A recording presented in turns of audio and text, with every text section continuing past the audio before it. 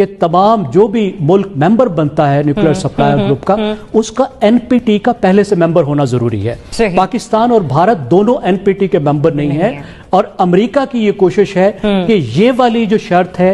इस पर भारत को वेवर मिल जाए, पाकिस्तान को ना मिले। S-408 मिसाइल जो वो खरीद रहे हैं रशिया से, तो उन्होंने टर्की के ऊपर सैंक्शन लगाई है कि जी हमारी टेक्नोलॉजी को उसके खिलाफ है, लेकिन वो सैंक्शन इंडिया भी ने 2018 में मुआहदा साइन किया, रशिया इंडिया के ऊपर वो सैंक्शन नहीं लगी है। तो आप इससे अंदाजा लगा लीजिए कि एनएसजी ग्रुप में कौन है जो मनूवर कर रहा है। और दूसरा सबसे बड़ी डेवलपमेंट जो है वो है क्वाड की। एनएसजी रुकनीत पर भारत के मुकाबले में पाकिस्तान से वो सलूक नहीं बढ़ता जा रहा, जैसे कि एक मेंबर को रुकने देने के हवाले से मुनासिब और तवाज़ुन और बैलेंस रख के एक जो सलूक है वो रखा जाता है, फिर देखा यह जाता है कि कहां पर डिपेंड करता है कि किसको मेंबरशिप मिलनी चाहिए एनएसजी की। ऐसे में पाकिस्तान की स्ट्रेटेजी होनी क्या चाहिए, पाकिस्तान को किस तरह से हिकमत अमली अपनाने की जरूरत है? ब्रिगेडियर साहब बताएगा, हमें इस वक्त इस चीज की जरूरत है, हमारी हिकमत अमली किस हद तक बेहतर होनी चाहिए?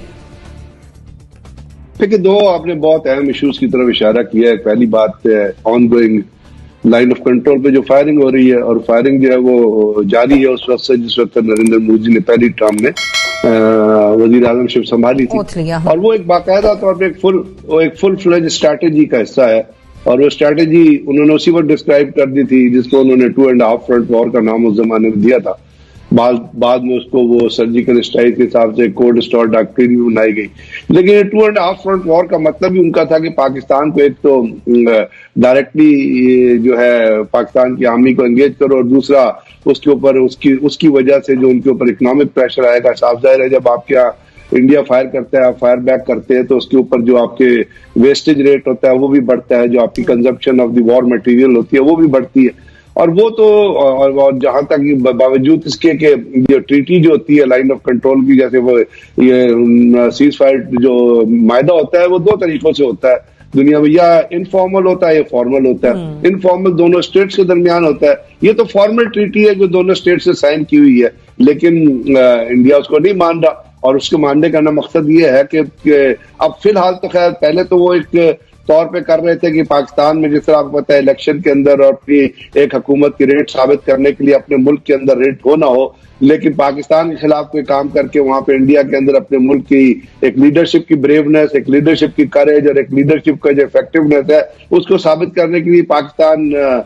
मुखालिफ बयानिया जो वो मुख्तलिफ तरीकाकार से अपनाया जाता है, और वो जारी रखे हुए। अब उसके ऊपर हिकमत अमली जब आती है तो वो तो दो ही चीजें होती है। एक तो ये होता है कि आप मामले को उन ताकतों के सामने लेके आए जाए जो उसके सुन के उस पर गौर करे, या यूएनओ में लेके जाए, तो यूएनओ तो फिलहाल तैयार नहीं है किस किस्म की किसी चीज को एक्सेप्ट करने के लिए, या उसके ऊपर किसी तरह बिहेव करने के लिए, या उसके ऊपर कोई स्ट्रैटेजी बनाने। दूसरी चीज ये है कि आप उसका ऑपरेशनल रिस्पांस जो होता है वो आप उसका ऑपरेशनल रिस्पांस दें, और ऑपरेशनल रिस्पांस पाकिस्तान आर्मी या पाकिस्तान रेंजर्स आपको पता है देती चली आ रही है, और इस तरह दे रही है कि अगर आप इंडिया के अखबार हिंदू या India.com उठा के पढ़े तो वो कहते हैं कि जी हमारे यहाँ इतने लोग मारे गए हैं, पाकिस्तान सिविलियंस पे फायर करता है। अपना 25 किलोमीटर ट्रांस फ्रंटियर जो है ज्यादातर इंडिया ने पाकिस्तान मुसलमान विलेजेस जो है वो रखे हुए, खास तौर पे जब आप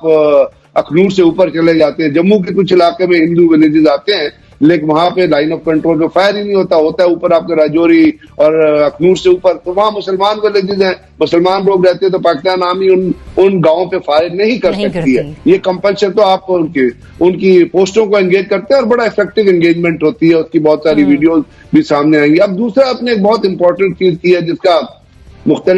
इस मुख्तसर टाइम में अहाता करना बहुत मुश्किल है कि हिकमत अमली क्या हो, लेकिन आपको पता है एनएसजी का जो पूरे का पूरा जो ग्रुप वजूद में आया था 1974 में, ये आया ही इंडियन एक्सप्लोजन की वजह से था। 1975 में वो 48 स्टेट्स ने ज्वाइन किया था। इससे पहले एक होता था जेंगर कमेटी होती थी 1971 में, जिसका बुनियादी मकसद था कि आईएई की जो सेफ गार्ड है ना, इंटरनेशनल एटॉमिक एनर्जी कमीशन की, उसको इम्पोर्ट को उसके ऊपर पाबंदी लगाए उन चीजों की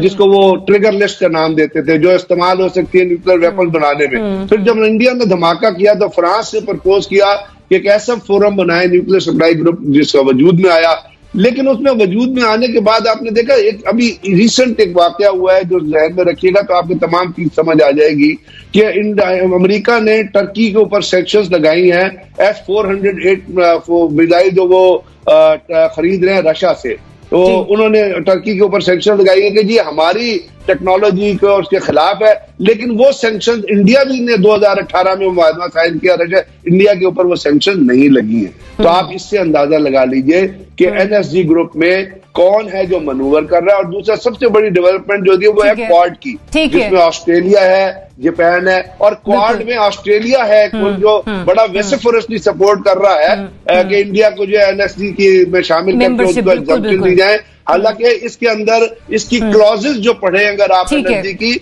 उस क्लॉजेस के मुताबिक डिस्क्रिमिनेटरी ट्रीटमेंट हो ही नहीं सकता और पाकिस्तान को इसको ही लेके आगे चलना है कि वो चाइना, आयरलैंड, टर्की, ब्राजील और ऑस्ट्रेलिया। पॉइंट आपका आ गया, मुझे आगे बढ़ने की इजाजत दीजिए। मुजम्मिल साहब, एक तरफ हम देखते हैं कि कश्मीरियों का इस्तेसाल हुआ, फिर दूसरी तरफ भारत ने जंगबंदी की खिलाफ वर्जियां की और फिर साथ ही साथ पाकिस्तान के अंदर भी भारतीय नेटवर्क जो है पाकिस्तान मुखालिफ बहुत से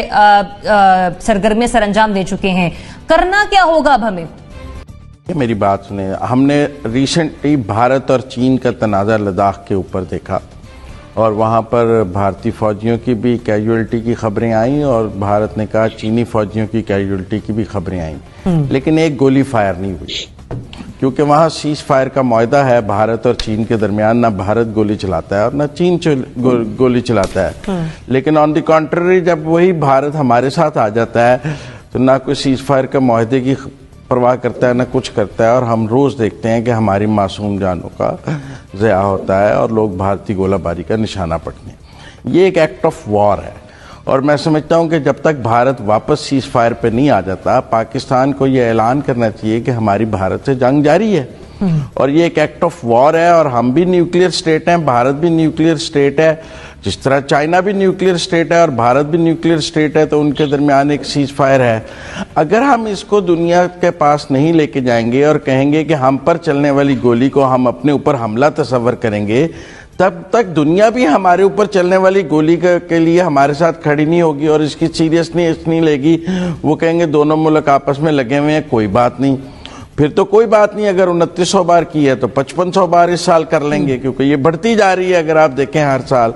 वो इस डॉक्ट्राइन को लेके चल रहे हैं और इसको ज्यादा से ज्यादा बढ़ा रहे हैं क्योंकि उनके नजदीक ये बहुत कामयाब जा रही है। अगर आपके दुश्मन के नजदीक उसकी हिकमत अमली कोई कामयाब जा रही है तो आपको उसकी काउंटर स्ट्रेटेजी के ऊपर असर नौ गौर करना चाहिए और मैं समझता हूं कि it's an act of war और इसको एक्ट ऑफ वॉर के तौर पे ही लेना चाहिए। इसको कोई झड़पों के तौर पे या कोई एक लोकली कोई